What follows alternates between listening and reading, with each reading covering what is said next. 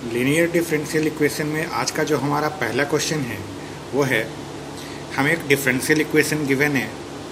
हमारा जो differential equation given है वो है x dy by d x minus y is equal to log x, और साथ में यहाँ पर एक कंडीशन दिया हुआ है y1 इज इक्वल टू 0। अगर साथ में इस तरह का कोई कंडीशन दिया हुआ रहता है तो ये इस बात की तरफ इशारा करता है कि इस डिफरेंशियल इक्वेशन का हमें पर्टिकुलर सॉल्यूशन मिलने वाला है। पर्टिकुलर सॉल्यूशन का मतलब ये होता है कि इस पूरे क्वेश्चन का जो सॉल्यूशन होगा उसमें आर्बिट्री कांस्टेंट c की कोई पर्टिकुलर एक वैल्यू मिलेगी हमें। जैसा कि आप जानते हैं कि हमारा जो लीनियर डिफरेंशियल इक्वेशन होता है वो दो स्टैंडर्ड फॉर्म में पाया जाता है। हम अपने किसी भी लीनियर डिफरेंशियल इक्वेशन को उन दोनों में से किसी एक स्टैंडर्ड फॉर्म में जब तक कन्वर्ट नहीं कर लेते तब तक हम आगे का प्रोसेस अप्लाई नहीं कर सकते। तो चलिए इस डिफरेंशियल इक्वेशन को सबसे पहले हम इसके स्टैंडर्ड फॉर्म में कन्वर्ट करने की सोचते हैं कि ये दोनों स्टैंडर्ड फॉर्म में से किस स्टैंडर्ड फॉर्म को बिलोंग करता है। सबसे पहले जो हमारा गिवन डिफरेंशियल इक्वेशन है वो है x dy by d x minus y is equal to log x। ध्यान से देखिए, इस पूरे डिफरेंशियल इक्वेशन में x के ज़्यादा टर्म्स दिख रहे हैं और y के टर्म कम हैं। y का टर्म अगर एक ही जगह है तो ये इस बात की तरफ इशारा करता है कि ये हमारा dy by d x plus p y is equal to q के फॉर्म में कन्वर्ट होने वाला है। dy बाई डी एक्स का कोफिशिएंट यहाँ x है तो हम सब में x से डिवाइड कर देते हैं। अगर हमने सभी टर्मों में x से डिवाइड कर दिया तो यहाँ से x कैंसिल हो जाएगा, x इसके डिनोमिनेटर में आ जाएगा और इसके डिनोमिनेटर में भी x आ जाएगा। यहाँ से इसे जब सही ढंग से एडजस्ट करके हमने लिखा तो हमने पाया कि ये जो है dy by d x plus bracket में minus 1 upon x y is equal to log x upon x बन रहा है। अगर इसे हम ध्यान से देखें तो ये एक लीनियर डिफरेंशियल इक्वेशन है जो कि हमारा standard form dy by d x plus p y is equal to q को रिप्रेजेंट कर रहा है। और इस डिफरेंशियल इक्वेशन के स्टैंडर्ड फॉर्म में p की वैल्यू यहाँ पर माइनस 1 बाई एक्स है और q की value log x upon x है।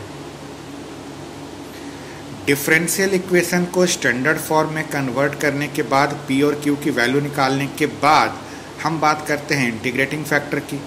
इंटीग्रेटिंग फैक्टर का फॉर्मूला होता है e की पावर में इंटीग्रेशन p dx। p की वैल्यू हमारे पास माइनस 1 बाई एक्स थी।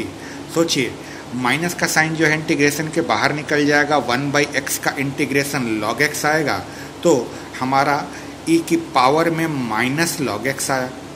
ये माइनस जो है x की पावर में चला जाएगा तो हमारा इंटीग्रेटिंग फैक्टर जो है e की पावर में log x की पावर माइनस 1 बना।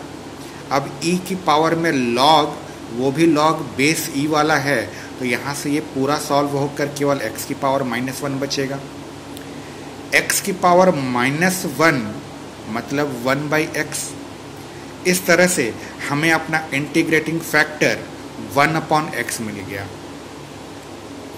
एक बार जब हमें अपना इंटीग्रेटिंग फैक्टर मिल जाता है तब हम उसके रिक्वायर्ड सॉल्यूशन को इस फॉर्म में रिप्रेजेंट कर सकते हैं। y into integrating factor is equal to integration q into integrating factor dx plus का c। बस हमें यहाँ पर इंटीग्रेटिंग फैक्टर q की वैल्यू पुट करनी है और पर्टिकुलरली केवल इस हिस्से को इंटीग्रेट करना रहता है। सभी वैल्यूओं को पुट करने के बाद ये हमारे सामने आएगा y into 1 by x is equal to integration log x upon x, ये हमारी q की वैल्यू है, इंटू इंटीग्रेटिंग फैक्टर हमारा 1 बाई एक्स है। इस पूरे को हम इस तरह से भी लिख सकते हैं y into 1 by x is equal to i plus c. यहाँ पर i जो है और कुछ नहीं, integration log x upon x into 1 by x d x है। अब इस हिस्से को जरा हम इंटीग्रेट करने के बारे में सोचते हैं। इसे इंटीग्रेट करने के लिए हमने log x को t लेट किया। log x को अगर आप t लेट करेंगे तो जब इसे आप डिफ्रेंशिएट करेंगे तो 1 बाई एक्स आएगा और t का differentiation dt upon dx, dx को जब आप इधर शिफ्ट कर देंगे तो आपका 1 by x dx is equal to dt आ जाएगा। यहाँ थोड़ी देर के लिए ध्यान से समझिए।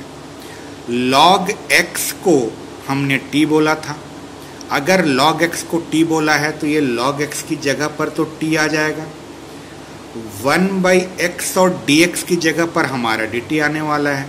तो ये रहा हमारा 1/x और dx, ये 1/x dx इस पूरे की जगह पर dt आने वाला है, ये log x की जगह पर t आने वाला है और इस 1/x dx की जगह पर dt आने वाला है, लेकिन ये x यहाँ सिंगल बच रहा है।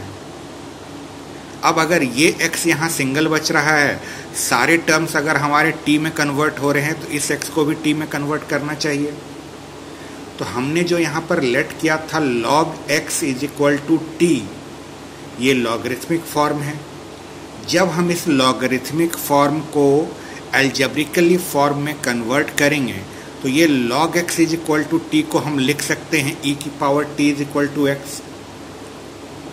सोचिए, ये log जो है नेचुरल लॉग है, नेचुरल लॉग है मतलब इसका बेस यहाँ पर e होगा, बेस अगर e होगा तो e की पावर में t is equal to x हम लोग एल्जेब्रिकली ऐसे चेंज करते थे। तो यहाँ से e की power t is equal to x हमें मिल गया, यानी x की जगह पर हम e की पावर t लिख सकते हैं। हमने इस वाले x को भी t में कन्वर्ट कर लिया, बाकी सारे जो हैं t में कन्वर्ट हो चुके हैं। तो हमारा i is equal to integration log x upon x into 1/x dx जो था वो कन्वर्ट हो जाएगा इंटीग्रेशन t अपॉन e की पावर t इंटू dt में। ये e की पावर t जब ऊपर जाएगा तो e की पावर माइनस t बनेगा। अब यहाँ पर इंटीग्रेटिंग बाय पार्ट्स यानी uv के फॉर्मूले से हम इसे इंटीग्रेट करेंगे। t हमारा एल्जेब्रिकली फंक्शन है तो ये हमारा u बनेगा और e की power minus t exponential function है, ये हमारा v बनेगा। तो हमने uv के फॉर्मूले पर इसको रखा और uv के फॉर्मूले पर रखकर इसे सॉल्व किया। e की पावर माइनस t का इंटीग्रेशन e की पावर माइनस t और माइनस t का जब डिनोमिनेटर में डिफ्रेंसिएशन होगा तो ये होगा -1। यहाँ पर t का डिफ्रेंसिएशन 1 और e की पावर माइनस t का इंटीग्रेशन वापस e की पावर माइनस t अपॉन का -1। ये -1 जो है सामने आ जाएगा तो माइनस t इंटू ई की पावर t। तब तक यहाँ देखिए, ये माइनस से ये माइनस जो है प्लस बन गया, ये माइनस से ये माइनस प्लस बनकर यहाँ पर आ गया और इंटीग्रेशन e की पावर माइनस t का होगा। e की पावर माइनस t का जब ये इंटीग्रेशन होगा तो फिर हमारे सामने आएगा e की पावर माइनस t अपॉन का -1। ये -1 के कारण ये प्लस जो है वापस हमारा माइनस में चेंज हो जाएगा, यानी हमारे पास माइनस t इंटू ई की पावर माइनस t माइनस ई की पावर माइनस t बच रहा है। इसी को जब e की पावर माइनस t को डिनोमिनेटर में लेकर आएंगे तो ये हमारे पास आएगा माइनस t अपॉन ई की पावर t माइनस 1 अपॉन ई की पावर t।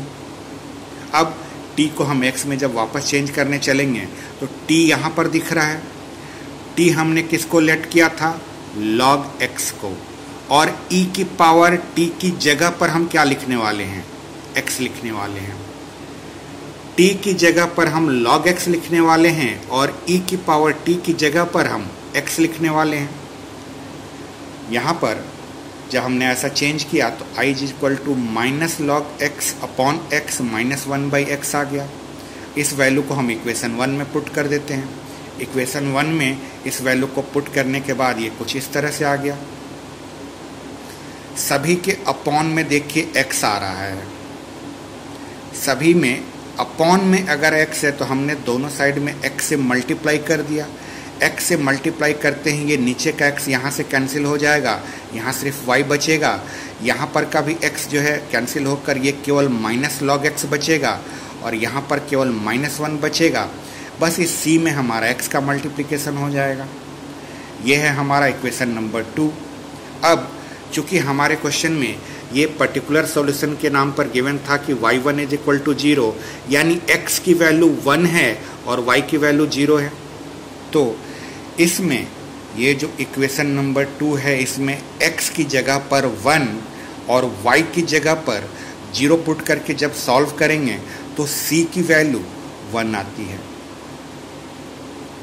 c की वैल्यू 1 जब यहाँ पर पुट कर देंगे तब ये हमारा बन जाएगा y is equal to minus log x minus 1 plus का c, और यही हमारा इस डिफरेंशियल इक्वेशन का रिक्वायर्ड सॉल्यूशन है।